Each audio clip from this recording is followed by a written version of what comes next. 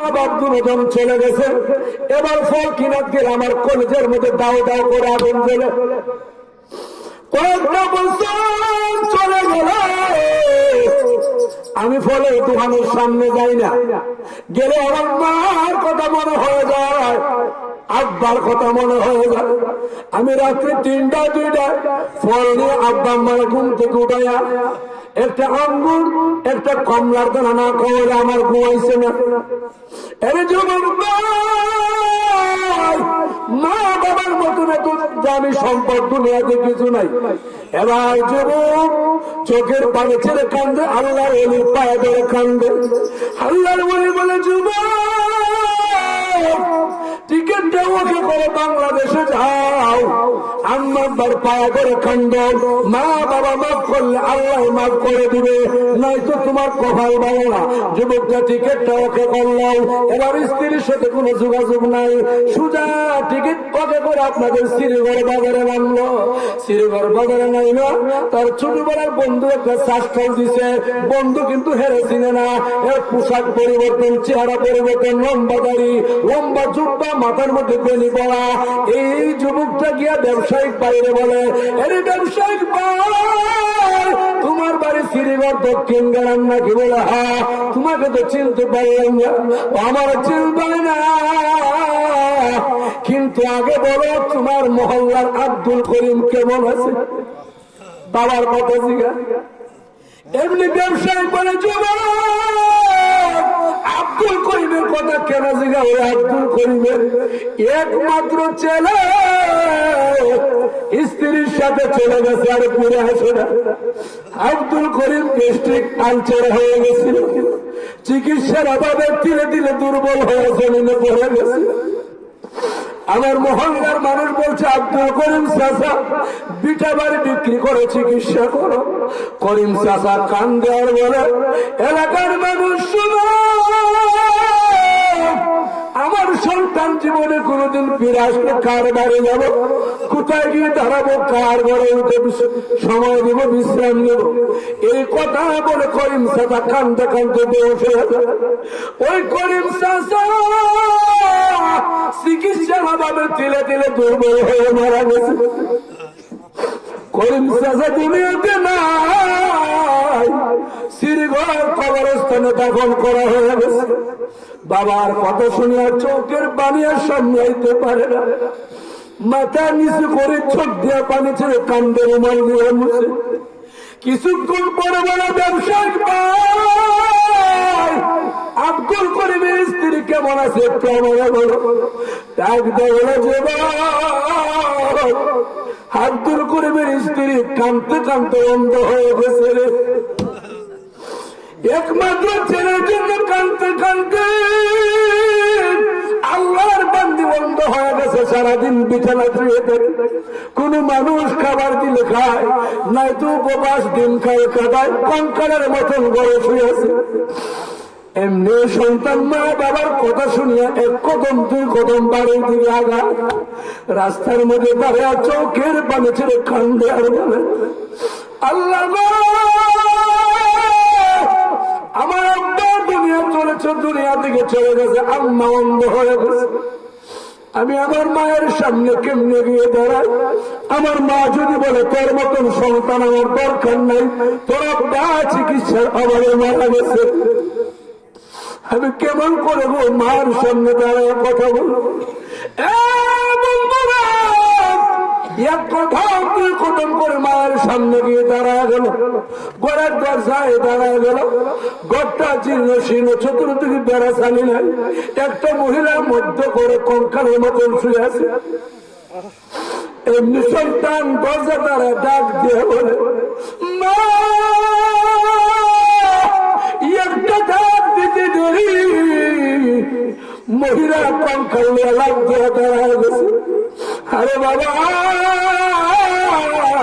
আমি চোখে দেখি না, হাত বোড়ায় দেখবো সন্তান কেমন হয়ে গেছে। সন্তানটা হাতটা বলে, মাগো 10টা বছর চলে গেছে, মাগো আব্বা চিকিৎসা মারা গেছে, তুমি রাগ করো না কেন গো মা, গুছো করে না। এমনি মা ডাক বলে, বাবা যুবক ভাই শোনো, তোমার মা ডাকতে বলতেছে, এরে আমার বাবা, এই পৃথিবীর কোন মা সন্তানকে স্বার্থের জন্য লালন পালন করে না। একমাত্র যিনি নিঃস্বার্থ লালন পালন করে উনি হলেন তোমার মা। জোরে হন ঠিক কিনা?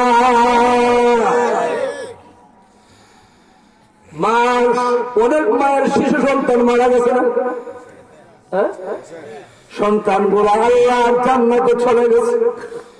এদেরকে হাসরের মাঠে আল্লাহ বলে, ও শিশু বাচ্চারা, তোমরা নিষ্পাপ মাসুম, তোমরা আমার জান্নাতের দিকে চলে যাও, জান্নাতের দিকে চলে যাও।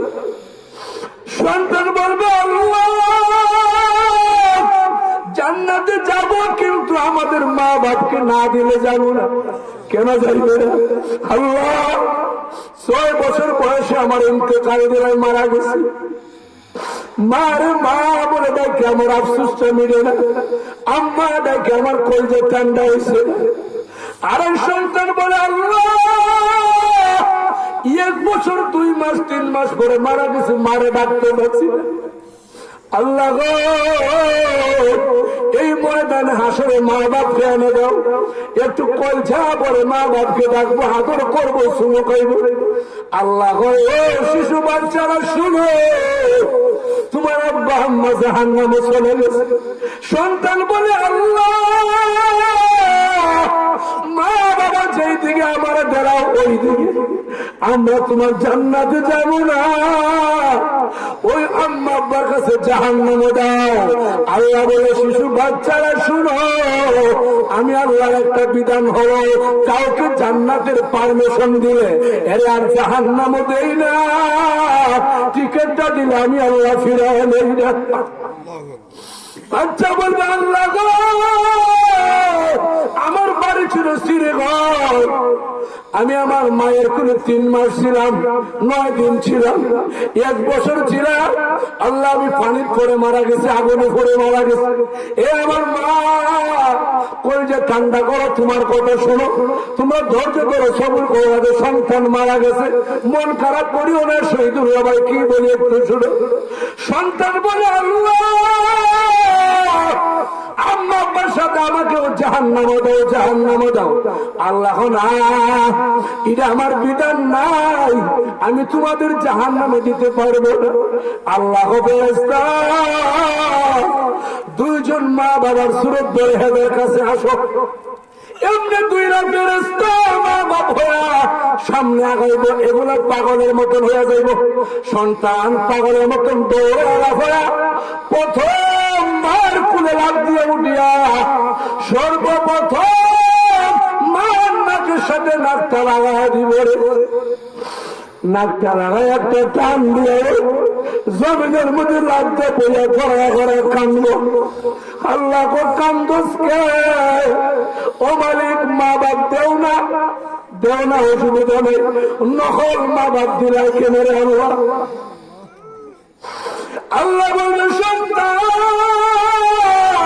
কেমনে বুঝলা এরা নকল, কেমনে বুঝলা নকল? সন্তান বলে, আল্লাহ 10 মাস মার নারের সাথে নাকটা লাগাই দিছিল, মায়ের পেটের ভিতরে নাক লাগাই দিছিল। আল্লাহ, ও আল্লাহ, মার রক্ত চুষে খেয়ে খেয়ে আমি মার পেটের ভিতরে তিলে তিলে বড় হয়েছি। ওগো আল্লাহ, কোটি কোটি লক্ষ বছর কবরে থাকলেও, জান্নাতে থাকলেও তোমার কুদরতি ইশারা মায়ের গ্রাম কোন মানুষ জীবনে বলবে না।